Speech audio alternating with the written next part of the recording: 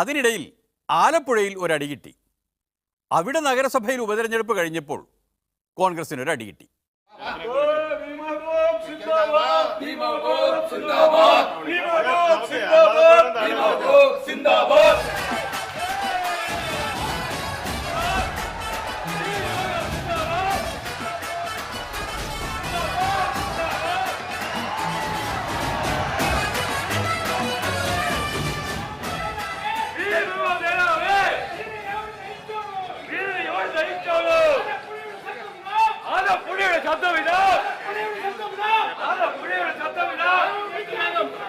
പയ്യന്നൂര് വന്ന K C വേണുമായിരുന്നു ഒന്നുമല്ല ആലപ്പുഴയ്ക്ക്.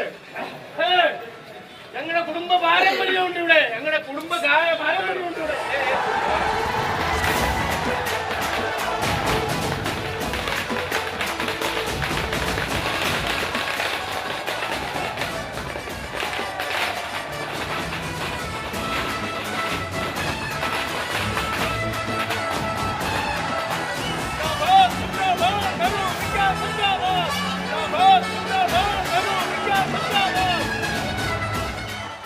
ആലപ്പുഴ നഗരസഭയുടെ കോടതി വാർഡിൽ തെരഞ്ഞെടുപ്പ് കഴിഞ്ഞപ്പോൾ ജയിച്ചു കയറിയ കോൺഗ്രസ് വിമതനാണിത്.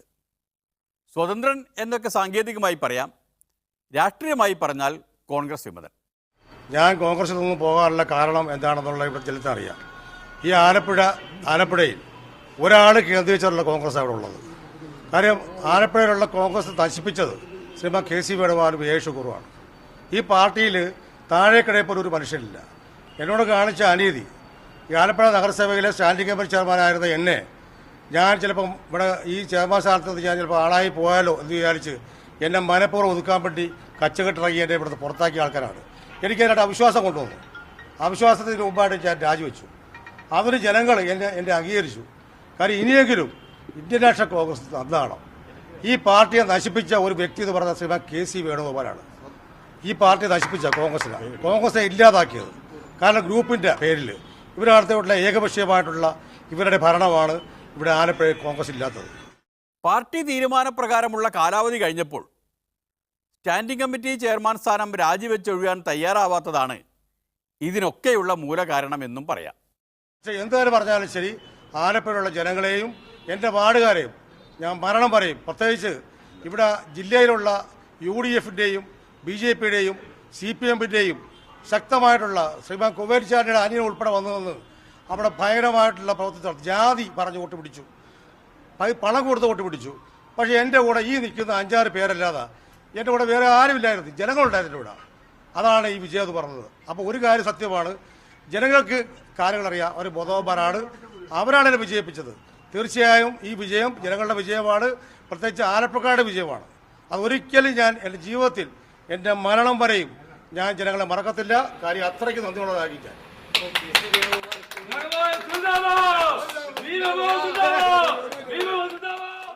സിന്ദാബാദ് ഒക്കെ സിന്ദാബാദ്.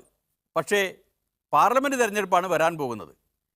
ഇത്രയും ജനപിന്തുണയുള്ള വിമതൻ എങ്ങോട്ട് പോകുമോ എന്തോ. അത് എൻ്റെ ഭാഗത്തുള്ള നടപടിച്ചാൽ അത് ഞാൻ അപ്പം പറയും. കാരണം എനിക്ക് ഇന്ത്യൻ നാഷണൽ കോൺഗ്രസിനോടോ ആ പ്രസ്ഥാനത്തിനോടോ ഞാൻ എതിരല്ല. ഞാൻ എൻ്റെ വോട്ടർമാരോട് പറഞ്ഞതാണ്, ഇന്ത്യൻ നാഷണൽ കോൺഗ്രസ് മഹാപ്രസ്ഥാനമാണ്. ഞാനൊക്കെ ജനിച്ചു വളർന്ന പാർട്ടിയാണ്. കെ സി വേണുഗോപാലും എ ഷുക്കൂറും എന്നാണ് ഈ കോൺഗ്രസ് വന്നെന്നുള്ളത് എനിക്കറിയാം. അത്രയേ ഉള്ളുവെങ്കിൽ അത് AK ആൻ്റണി നോക്കിക്കോളും. AKക്ക് വിടാം. അതുപോട്ടെ, കോൺഗ്രസിന് മുന്നിൽ ശ്രീധരൻപിള്ള ഉയർത്തിയൊരു വെല്ലുവിളിയില്ലേ, അതോർക്കുന്നില്ലേ?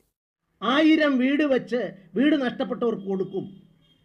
ഒരു വീടെങ്കിലും വെച്ചു കൊടുത്തതിൻ്റെ കണക്ക് ഇന്ന സ്ഥലത്ത് ഇതാ വെച്ചു കൊടുത്തിരിക്കുന്നു എന്ന് പറയാൻ കോൺഗ്രസിന് സാധിക്കോ? എവിടെയാ വീട് വെച്ചു കൊടുത്തത്? വേണ്ട. വീട് വെച്ചു കൊടുക്കാൻ വേണ്ടി ലോക്കൽ ബോഡിയുടെ പെർമിഷൻ വാങ്ങിയ ഒരു 10 സ്ഥലത്തിൻ്റെ പേര് പറയാമെങ്കിൽ ഞാൻ കോൺഗ്രസ്സുകാർ പറയുന്ന കാര്യം ചെയ്യാം. വീട് വെച്ചു കൊടുത്ത സ്ഥലം പറയാൻ പറ്റുമെന്നാണ് കോൺഗ്രസ് പറയുന്നത്. എറണാകുളം ജില്ലയിൽ ആലുവായിൽ 2 വീടും, പറവൂരിൽ 2 വീടുകളുടെയും, അങ്കമാലിയിൽ 2 വീടിൻ്റെയും, എറണാകുളത്ത് 2 വീടിൻ്റെയും, കളമശ്ശേരിയിൽ 2 വീടിൻ്റെയും നിർമ്മാണം വിവിധ ഘട്ടങ്ങളിലാണ്. ജില്ലയിലെ കോൺഗ്രസ് കമ്മിറ്റികളുടെ നേതൃത്വത്തിൽ DCCയുടെ 15 വീടുകളുടെ നിർമ്മാണം വിവിധ സ്ഥലങ്ങളിൽ നടന്നുകൊണ്ടിരിക്കുന്നു. എറണാകുളം ജില്ലയിൽ കോൺഗ്രസ് കമ്മിറ്റികളുടെ ആഭിമുഖ്യത്തിലും നേതൃത്വത്തിലും 25 വീടുകൾ നിർമ്മിക്കുന്നുണ്ട്. പല ജില്ലകളിലും അങ്ങനെ പല ഘട്ടങ്ങളിൽ എത്തി നിൽക്കുന്ന വീടുകളുണ്ടത്രേ. ശ്രീധരൻപിള്ള വക്കീലിന് പരിശോധിക്കാൻ എളുപ്പമുള്ള ചിലത് കൂടി പറയാം. കോഴിക്കോട് 9 വീടുകളുടെ നിർമ്മാണം നടന്നു. ഇനി 11 വീടുകൾ കൂടി നിർമ്മിക്കും. അങ്ങനെ 20 വീടുകൾ. വയനാട്ടിൽ 5 വീടുകളുടെ നിർമ്മാണത്തിനുള്ള നടപടികൾ ആരംഭിച്ചു കഴിഞ്ഞു. കാസർഗോഡ് 5 വീടുകൾ നിർമ്മിക്കാനുള്ള പ്രവർത്തനങ്ങൾ ഉടൻ ആരംഭിക്കും. കണ്ണൂരിൽ 3 വീടുകളുടെ നിർമ്മാണ പ്രവർത്തനങ്ങൾ നടന്നുകൊണ്ടിരിക്കുന്നു. അത് പുരോഗമിക്കുകയാണ്. ഇതൊക്കെ ശരിയാണോ എന്ന് പരിശോധിക്കാൻ ശ്രീധരൻപിള്ളയെ അദ്ദേഹത്തെ കൂട്ടിക്കൊണ്ടുപോകാൻ ആളെ ഏർപ്പാടാക്കണമെന്ന് കോൺഗ്രസ്സുകാരോട് പൊളിമിക്സ് അഭ്യർത്ഥിക്കുകയാണ്. എന്നിട്ട് പിന്മാറുകയാണ്. നന്ദി, നമസ്കാരം.